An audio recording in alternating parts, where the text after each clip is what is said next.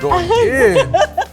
Oh, I don't even know. I don't have any more dance moves. I know, it's like, how many more like, yeah, I got you. Oh my God. Welcome back, guys, to Link in Bio. I'm Jenny. And I'm Alejandro. And happy what, brother? Happy Friday. Happy Friday. Let's turn up. Let's turn up. But first, let's get into what we're talking about in this episode. I'm done. A fruit vendor in NYC gets harassed and bad. And I don't know if you're watching, brother, but Biden's telenovela, like, dude, it's Wait, he has a novela? juicy. Oh, you didn't know? No. Interesting. Dr. Pepper. You like Dr. Pepper? This is good. It dethrones a soda giant. So ellos ya son los meros meros. DP? You'll see. Okay. And we have Melissa Rios joining us in the studio to give us a tea on Mamitis. You guys know Mamitis, right? Oh, You have Mamitis? Boy, do I know Mamitis. Oh, okay. Well, we'll unpack that a little bit. And we also have Augusto Papa coming on to share their best backstage stories, ticket hacks. You don't want to miss it. You don't want to miss it, guys. Let's dive in. Let's dive right in. Let's go. A distressing video has circulated on social media showing New York City officers attempting to arrest a migrant woman and a teenage daughter who were selling fruit in Manhattan's Battery Park. The clip, filmed by a passerby, showed a woman in a yellow jersey with an NYC Parks Enforcement Patrol officer holding one of her arms and an NYPD officer at her other arm. The camera then panned to a young girl in a pink shirt and leggings who was being grabbed by a Parks Enforcement officer. A 32-year-old woman got a ticket and a 14-year-old girl got a report from the incident, but we don't know their names or if they have a lawyer. It's just crazy. Like, I saw the video and I'm just like, wow, like, is that necessary? You know what I mean? It's like, dude, you're selling fruit. And if anything, it's like, dude, these people are actually trying to work. Like, they're not just begging for money. Like, they're just, you know, they're trying to make a living. No, yeah, and I know there's people in the comments, oh, the permits in this, permits that, but it's like, the way they're like getting like handled like aggressively, it's like, it's a child. But dude, at the end of the day too, también, I saw a comment under the video, and if they have an excellent point, okay, permits, then ask Girl Scouts outside of freaking Albertsons for permits. I saw that one too. And it's, like, I'm like, it's so true. It's like, okay, let's talk permits. Like, but will you handle the kids like that? Like, aggressively? Like, these are like kids and the mom, and it was just so unnecessary, so uncalled for. And it kind of made me giggle when the officer fell on the floor. I'm like, he looked like kind of like mad. He was like, "What? Where was backup? Where was backup?" It's like homeboy was embarrassed. It's like, cause power tripping, whatever. For real, power tripping. But we hope these fruit vendors get the justice that they deserve, and like, handle them well.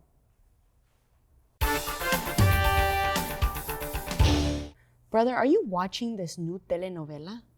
Wait, what novela? It has drugs, guns, and affairs. Where can I watch? Well, it streams every day, and it's called Hijo del Patrón. Is that? Yeah. So it follows bad boy Hunter, who is Biden's son, and all his secrets coming out. This season, Hunter is in a federal court right now over a gun purchase. The court is saying that he lied about not using drugs so he could buy a handgun. But now, in this court case, all these text messages reveal some major chisme. Hunter's cuñada, Haley, found his gun and threw it away in a grocery store. And the reason she found the gun is because Hunter and the cuñada were actually dating after his brother Bo died in 2015. Se estaba acostando con ella.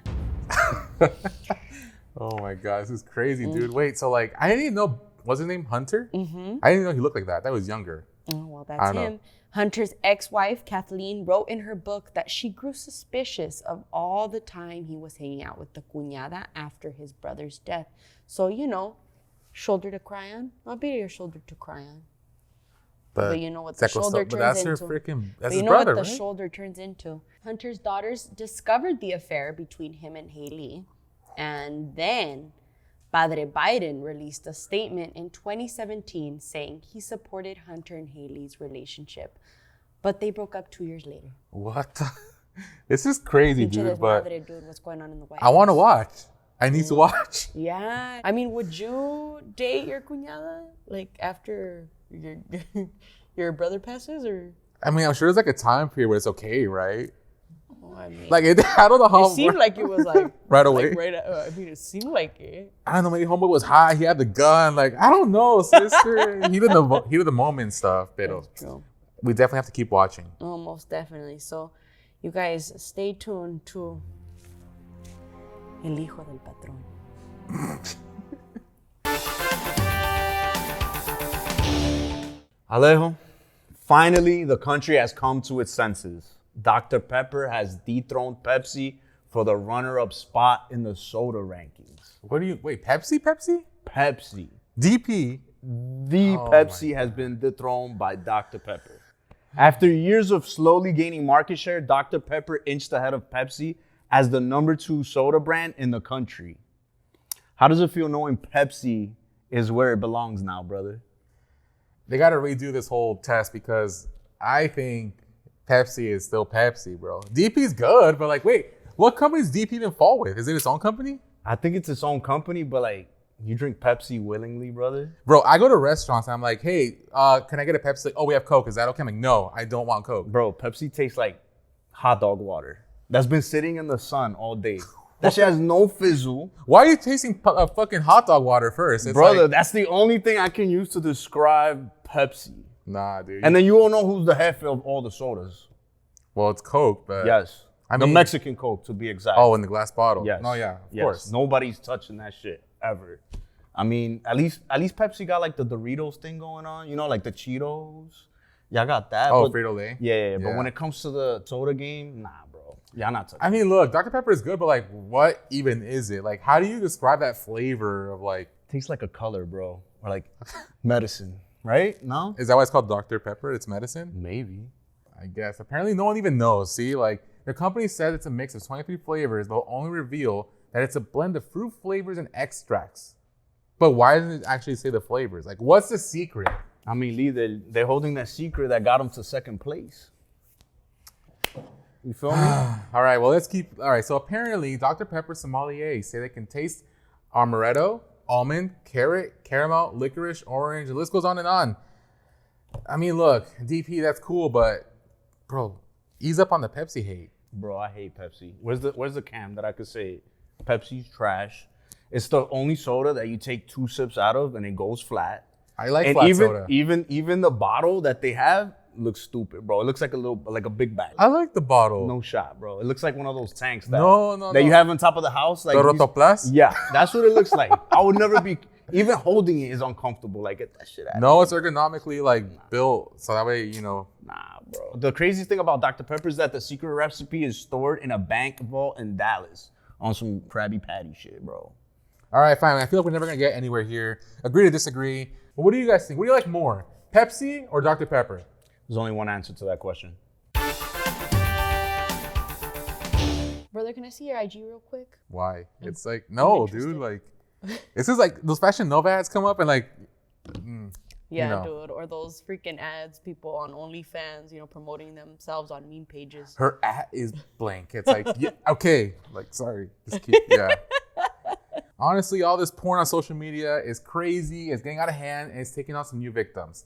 A remote tribe in the Amazon finally got hooked up to the internet. Shout out to Elon Musk, only to be torn apart by social media and the pornography addiction. And obviously, some elders complained. Well, Brazil's 2,000-member Marubo tribe has been left bitterly divided by the arrival of the Tesla founder's Starlink service 9 months ago, which connected the remote rainforest community to the web for the first time. So think about it. These people did not have access to what basically is a whole nother universe to us, Like imagine porn being the reason your tribe crumbles. Nobody working, taking longer showers. Why do you wink at me when you say that? What the fuck? I mean, Jesus, Elon, you knew what the internet was gonna do. Like, he just wanted to give them internet. He didn't expect the porn thing. I think he did know exactly what the fuck he was doing because X is basically porn. I don't know if you've been on X and then all of a sudden you're like, oh shit, what are these Japanese people doing? Sorry, I saw something. Oh, okay.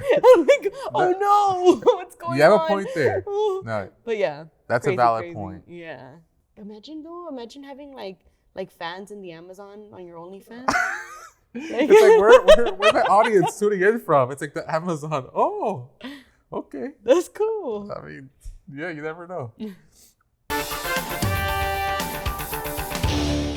Mexican racer, fellow Tapatio from Guadalajara, Sergio Checo Perez has just secured his F1 seat with Red Bull Racing for 2 more years, baby. Let's go, Checo! No, seriously, let's go, because like you're kind of falling behind. So, no shade. But Checo, the veteran driver from Guadalajara, shout out Jalisco, can finally breathe a little bit easier because he just signed a 2-year extension with Red Bull Racing. This is a highly coveted seat because the team has been absolutely dominant for a few years now and have won the last 2 constructor championships and the last 3 drivers championships. So like being signed by Red Bull is a big deal. Like you want to be with Team Red Bull. Oh, for sure. And he might just be your primo, brother. He might just be your primo.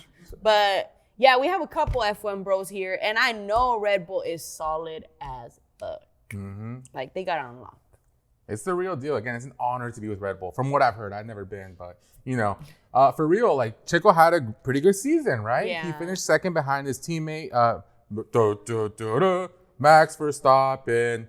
What's that? Verstappen? Stop it. I've heard of him. He's kind of a jerk, right? He's not a jerk. I think he's just more, like, very serious and, like, he's focused. He's like, was it locked in? And he's Dutch. I mean, maybe he's like a little more, just, again, serious. Really? But people at Dutch Bros are not serious. They try to talk to me. Dutch Bros are a bunch of white girls. Like, hey, so getting today. Just ask you a couple questions. But anyways, despite coming in second place, Checo still faced a lot of criticism for underperforming in such a powerful car. It's like, I even saw some of the races where Homo is in, like, 13th place. I'm like, he's going to finish in, like, the top 3, right? Right? Like, it was definitely, I mean, you need him to be top level. If you're with Red Bull and you're Checo, like, come on. This is true. Like, if you're on Red Bull. No, yeah, exactly. Race like you're on Red Bull. You gotta be. What's true? That's a good point. No, yeah, his position on the team was far from certain, but the racing team has finally put a ring on it, and he gave him that 2-year contract. So he'll be racing with a new confidence and fresh job security in his next race in the Canadian Grand Prix coming this weekend. Nice. Come on, ponte las pilas, Checo. Let's go. We are here with Paola Nunez from the new Bad Boys movie, Ride or Die. Hi, Paola. Hi. Welcome. Thank you. Thank you for coming on. Jump into it. I have to ask, how excited is your family to see you like on the big screen? I don't know, how excited are you? So my mom's here visiting. Oh. I guess she's pretty, my mom is always just so, what can I say? She's my mom. She's so proud of me. Everything that I do, she's like, yay, mija, you're the best. And I'm like, no, I'm not, but thank you, Mom. But it's funny because now that when I started working in the States and I started doing things in English, I never came back to Mexico until now. Actually, now I'm moving Spanish. Okay. But sometimes when I'm like doing stuff and like this, like Bad Boys, she's proud of me, but she's also like, I need you to come back and do something in Spanish because, because people ask me all the time, are you going to come back and do like telenovelas and stuff? So yeah. So now I'm back in Mexico shooting in Spanish so she can be proud of me again. Oh, nice. So she's your number one fan, you would say? Definitely. She's my number one fan, yeah. And actually, speaking of novelas, how does being on a novela set prepare you for the Hollywood sphere? Because I'm sure it's way different. I think doing telenovelas is the best preparation for an actor. The best. I worked with actors here in the States that have only done like movies. And if they have like an emotional scene, they have to prepare with their headphones and just like listening to dark music, or I don't know what they're listening to. Being a telenovela actor is like, it opens the floodgate for like emotion floodgate, it's like, if they say like cry, I'm crying. It becomes like a muscle. Like you're so in touch with your emotional self, with your emotions when you do telenovelas, because everything happens to you. No, it's a roller coaster Like of in one emotion. You got the episode, range. Yeah. yeah. So it's and also you shoot so many episodes and like so many scenes a day. You have to deliver and you have to memorize really quickly. So I think it's been great for me now that I'm doing other stuff because I can go in and out, in and out, in and out. So yeah, I'm really proud of my telenovela background. I love that. What would you say is like a highlight of being on set on a telenovela? All the slapping? No, That's what I was gonna ask. Dramatic slaps in Spanish. you know, like the genre, melodrama genre is so specific that if you take it seriously, it's just not gonna work. When I started doing telenovelas, I tried to be logical, and I was like, but this doesn't make sense. How my character wouldn't do, like, why would I slap my mom? Like stuff like that. And like, what do you mean I have a twin sister and I don't know if she wears glasses and I don't identify her or stuff like that. It's a trick. You have to learn to have fun, but also make it real, right? And that's when people start to enjoy your characters. You can actually do complex, interesting, vulnerable characters within the genre. So I think that's the fun of doing telenovelas. Like, you have to believe it, but also you have to not take yourself really seriously, and that's almost like your job, to entertain and make them happy and make them cry and just make them feel all of these scale of emotions that your character is going to feel. Also, I have to ask, like, what's your favorite like telenovela word? Like desgraciado. Like, I don't know, like, you know, what's your favorite word that they say? ¿Cómo te atreves? I guess that would be my, how dare you? I love that. Like that. And for Bad Boys, are you doing any crazy action scenes that we should, be on the lookout for? I have one amazing action scene inside an elevator that I prepared during the whole movie for it. And when we shot it, I was really, really excited. And then I had my stunt girl with me, and she was prepared to do all the sequence, but I was like, no, I want to do it because I prepared the whole movie for it. And I'm excited to see it. I haven't seen it. I'm excited to see it, and I hope it came out great because I had an amazing time doing it. No. And I hope it looks amazing. I'm sure it did. Like you said, you have a range. And so now you're sprinkling in that action, like definitely gonna kill it for sure. Well, thank you so much, Paola. We really appreciate you coming on, and we can't wait to see the movie. And we're so proud of you. Yeah. Congratulations. Thank you guys, and don't miss, for all your audience, don't miss Bad Boys Ride or Die. It's gonna deliver the same amazing sequences, action sequences, and especially that banter that Will and Martin has. And my character Rita Sakata is coming back, so I hope you enjoy it and I hope you like it, and we deliver and we don't disappoint you. Yeah, that'll be good. We're excited. Cool. Take care. Bye. Bye. So guys, don't forget and don't miss out. Bad Boys Ride or Die is coming to theaters June 7th, and it is gonna be good. Like Jenny's dad said, pura acción, pura acción. Pura acción. My dad loves the action. Explosions. Oh yeah. Let's go. Especially as like nonstop action. This is the one.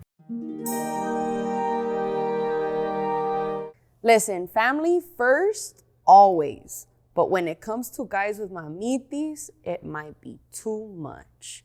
Today we have entertainment host Melissa Rios in the house.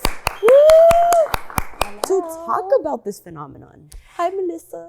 Listen, should I wait or do I start talking? Because I've been ready for this. She's been ready. Okay, to be honest, I'm a little conflicted. Yes. I'm a mom of 3. And three boys. 3 beautiful boys. And I can only hope that they are as attentive, as loving, as caring for me. Yes. And that's the first thing I saw. I said, ay, mira que muchacho tan bueno está ayudando a su mamá.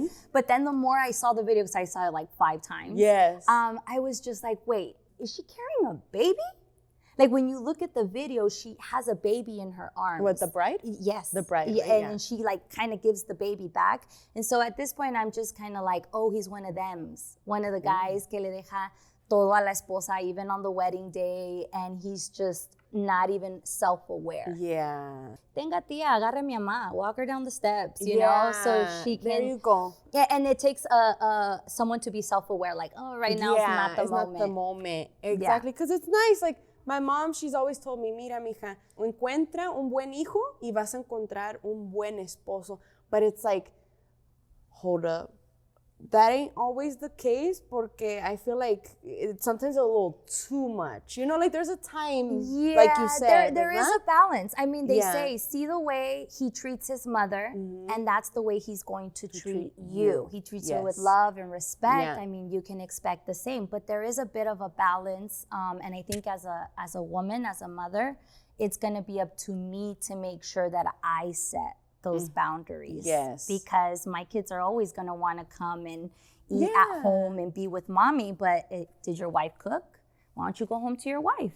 Is your, you know, and she should have been like, go walk out with your wife and I'll meet you outside. Yeah. So have you ever dated someone with mamitis ever? I have. Okay. I have. And I took the approach like, you can't be fighting con la suegra tampoco. Yeah. Do you know what I mean? This Because is a true. lot of times it becomes like a competition. Yes. It's like mío, no mío, no mío. And it's like, you're never going to take his mom's place. Yeah. But then also, señora, yo le voy a hacer cosas a su hijo que usted no puede. Entonces, so you gotta know that we're in two different lanes, and I just don't take it personal. La señora, she wants to ride in the front seat. Siéntese, señora. Si la señora wants to cook, bring me a plate. Do you know what I mean? Like, she wants to be with her son all day, every day. Lléveselo, por favor. Báñelo, cámbielo. Can you please iron his clothes? Like, I'm not going to fight over these things. You don't want to do tú por tú. Yeah, you no. know? Yeah. ¿Qué va, señora? Vaya, llévese a su hijo. But I do know that there are some señoras. I've dealt with them for a little bit, and it obviously didn't work out. Yeah. So. And I feel like there's a difference between a regular mama's boy and full on like a man with mamitis. When is it too much? I feel like mamitis and mama's boys, there's a difference because one with mamitis, he cannot make decisions without his mom. Yeah. And a mama's boy is just a boy who grew up loving and appreciating his mom. So there's a big difference, I think. This is true, yeah. No, for sure. And I feel like once, like, you know, you're the wife, it's like, come on, like, you kind of like, I'm your wife, I'm the mother of your kids. Like, you kind of have to put me, like, you know, first sometimes at least. Are my kids watching this video? No, mijo, usted, yo vengo primero. Don't be one of those. Yo vengo primero, luego ella. La mujer se va a ir, hijo. Ella te puede dejar. I would never. You're right. It's true. It's just, you're right. I don't know why, as women, sometimes we set those boundaries for men. Like, would you put your mom second? I think my husband, like I don't say it. See, told you. And then if you ask a man that and he says, and he's struggling, it's like, oh, red flag. And it's like, if you ask me if I would put a man above my mother, no. Yeah. I wouldn't. My mom needs help. My mom needs to move in. My mom needs care. Oh, for sure, yeah. She's coming. Yes. But for some reason, we expect for the man to be like, well, I have to ask my wife, or for him not to give the answers that way. Yeah. You know? So, I don't know. Maybe I've just spent a lot of time thinking of my nueras. Por favor, llévenme con ustedes. So yeah, I'm for family taking care of each other. Just boundaries. Señora, no sea metiche. Yeah. And esposa, keep the suegra far y por ratitos. Yeah, cada quien en su casa, dijo mi mamá. Thank you so much, Melissa, for coming on and talking to us about this.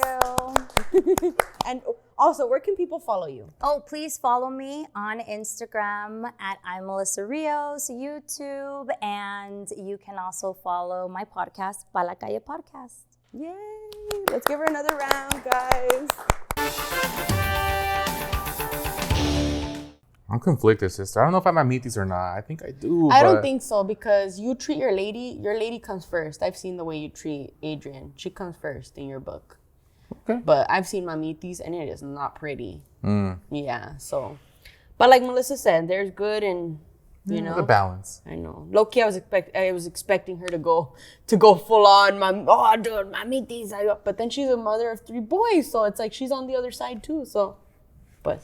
Yes, I will. Yeah. But anyways, guys, thank you so much for joining us today on Link in Bio. I'm Jenny. And I'm Alejandro, and we'll see you next week. Yeah. Bye.